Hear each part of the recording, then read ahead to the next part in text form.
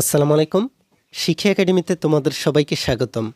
এই ভিডিওতে আমি তোমাদেরকে ষষ্ঠ শ্রেণীর ইসলাম শিক্ষা বই থেকে প্রথম অধ্যায় আকাইদের অনুশীলনী কাজ, শূন্যস্থান পূরণ, বাম পাশ ডান পাশ এবং সংক্ষিপ্ত প্রশ্নের উত্তরগুলোকে তোমরা কিভাবে করবে তা তোমাদেরকে দেখিয়ে দিব। চলো আমি তোমাদেরকে প্রথমেই দেখিয়ে দিচ্ছি তোমাদের এই প্রথম অধ্যায়ের শূন্যস্থান পূরণ তোমরা কিভাবে সমাধান করতে পারো। তোমাদেরকে এই শূন্যস্থান পূরণে 1 নম্বরে বলা হয়েছে কালিমা তাইয়্যিবা অর্থ হলো। কালিমা তাইয়্যিবার অর্থ কী তা তোমাদেরকে এখানে লিখতে হবে। কালিমা তাইয়্যিবার অর্থ হলো পবিত্র বাক্য।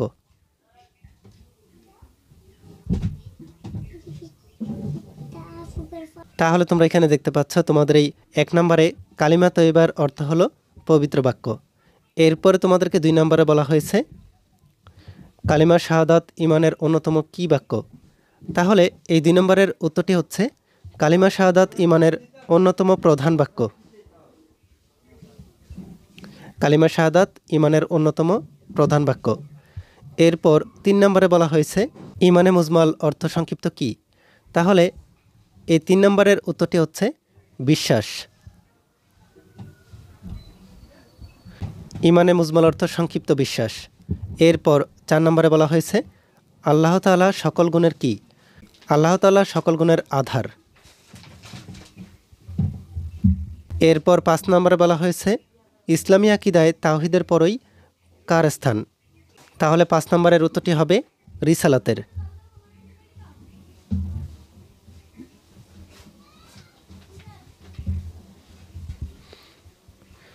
ইসলামী আকীদায় তাওহীদের পরই রিসালাতের স্থান। তোমরা দেখতে পাচ্ছ কিভাবে তোমরা এই সংক্ষিপ্ত পূরণের সমাধানগুলোকে করতে পারো। এখন আমরা দেখে নিই তোমরা কিভাবে এই বাম পাশের সাথে ডান পাশকে মেলাতে পারো। তোমাদেরকে এখানে বলা হয়েছে বাম পাশ থেকে শব্দ বা বাক্যাংশ নিয়ে ডান পাশের সাথে মিল করো। প্রথমে এখানে আছে কালিমা তাইয়্যিবা। কালিমা তাইয়্যিবা এর সাথে আমাদেরকে ডান পাশে যেই অংশটিকে মিলাতে হবে, ডান পাশে হচ্ছে ঈমানের মূল ভিত্তি। তাহলে কালিমা তাইয়্যিবার সাথে এখানে তোমাদেরকে ডান পাশের ঈমানের মূল ভিত্তি এই অংশটিকে মিলাতে হবে। কালিমা তাইয়্যিবা ঈমানের মূল ভিত্তি। এরপর 2 নম্বরে হচ্ছে আল্লাহর গুণবাচক নাম আল্লাহর পরিচয় প্রকাশ করে। তাহলে এই অংশটি হবে 2 নম্বরের। এই অংশটি হচ্ছে 1 নম্বর। রিসালাতের দায়িত্ব পালনকারীকে বলা হয় রাসূল। তাহলে এই অংশটি হচ্ছে 3 নম্বরের। রিসালাতের দায়িত্ব পালনকারীকে বলা হয় রাসূল। 4 নম্বরে হচ্ছে আল্লাহ তাআলা পৃথিবীতে অনেক নবী রাসূল পাঠিয়েছেন। তাহলে এই অংশটি হবে 4 নম্বরের। 5 নম্বরে হচ্ছে নবী রাসূলগণ ছিলেন মানবজাতির শ্রেষ্ঠ সন্তান। তাহলে এই শ্রেষ্ঠ সন্তান হচ্ছে 5 নম্বরের অংশ। তোমরা দেখতে পাচ্ছ আমরা বাম পাশের সাথে ডান পাশের অংশগুলোকে মিলিয়ে নিলাম। এরপর আমি তোমাদেরকে দেখিয়ে দিচ্ছি তোমরা কিভাবে এই সংক্ষিপ্ত প্রশ্নের উত্তরগুলোকে করতে পারো। তোমাদেরকে 1 নম্বরে বলা হয়েছে ঈমানের সংক্ষিপ্ত পরিচয় দাও। এরপর 2 নম্বরে বলা হয়েছে আল্লাহর গুণবাচক নাম কারিমুনের সংক্ষিপ্ত পরিচয় লেখো। 3 নম্বরে বলা হয়েছে হাসর বলতে কি বুঝো। তাহলে তোমরা কিভাবে এই সংক্ষিপ্ত প্রশ্নের উত্তরগুলোকে লিখতে পারো আমি তোমাদেরকে তা দেখিয়ে দিচ্ছি। তার আগে তোমরা যারা এখনও আমাদের চ্যানেলটিকে সাবস্ক্রাইব করোনি তারা এখনই আমাদের চ্যানেলটিকে সাবস্ক্রাইব করে রাখো। আর যারা সাবস্ক্রাইব করেছো তাদেরকে অসংখ্য ধন্যবাদ। 1 নম্বরের প্রশ্নটিতে তোমাদেরকে বলা হয়েছিল ঈমানের সংক্ষিপ্ত পরিচয় দাও। তাহলে এই প্রশ্নের উত্তরটিকে তোমরা যেভাবে লিখতে পারো, ঈমান শব্দটি আরবি। এর শাব্দিক অর্থ বিশ্বাস করা, আনুগত্য করা, স্বীকৃতি দেওয়া ইত্যাদি। ইসলামী পরিভাষায় নবী করিম সাল্লাল্লাহু আলাইহি সাল্লাম যা কিছু নিয়ে এসেছেন তার প্রতি অন্তরে বিশ্বাস, মৌখিক স্বীকৃতি ও কার্যে পরিণত করাকে ঈমান বলা হয়। ঈমানের মৌলিক শাখা 7টি। প্রথমটি হচ্ছে আল্লাহর প্রতি বিশ্বাস। এরপরে 2 নম্বরে ফেরেশতার প্রতি বিশ্বাস। 3 নম্বরে হচ্ছে আসমানি কিতাবের প্রতি বিশ্বাস। 4 নম্বরে হচ্ছে নবী রাসূলদের প্রতি বিশ্বাস। 5 নম্বরে হচ্ছে আখিরাতের প্রতি বিশ্বাস। 6 নম্বরে তাকদীরের প্রতি বিশ্বাস। 7 নম্বরে হচ্ছে মৃত্যুর পর পুনরুত্থানের প্রতি বিশ্বাস। এরপর তোমাদেরকে 2 নম্বরের প্রশ্নে বলা হয়েছিল আল্লাহর গুণবাচক নাম কারিমুনের সংক্ষিপ্ত পরিচয় লেখো।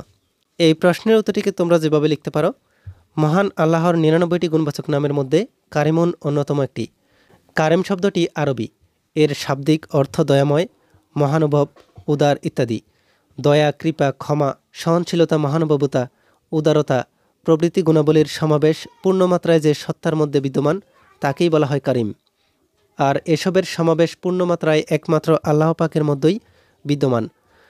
আল্লাহ কারিম মানে আল্লাহ মহানুভব, মহামহিম, উদার ও দয়াময়। আল্লাহ তাআলার দয়া ও দানের সাথে কারো তুলনা হয় না। এরপর তোমাদেরকে 3 নম্বরের প্রশ্নে বলা হয়েছিল হাসর বলতে কি বুঝো। এই প্রশ্নের উত্তরটিকে তোমরা যেভাবে লিখতে পারো, হাসর শব্দের অর্থ সমাবেশ, ভিড়, চাপ ইত্যাদি।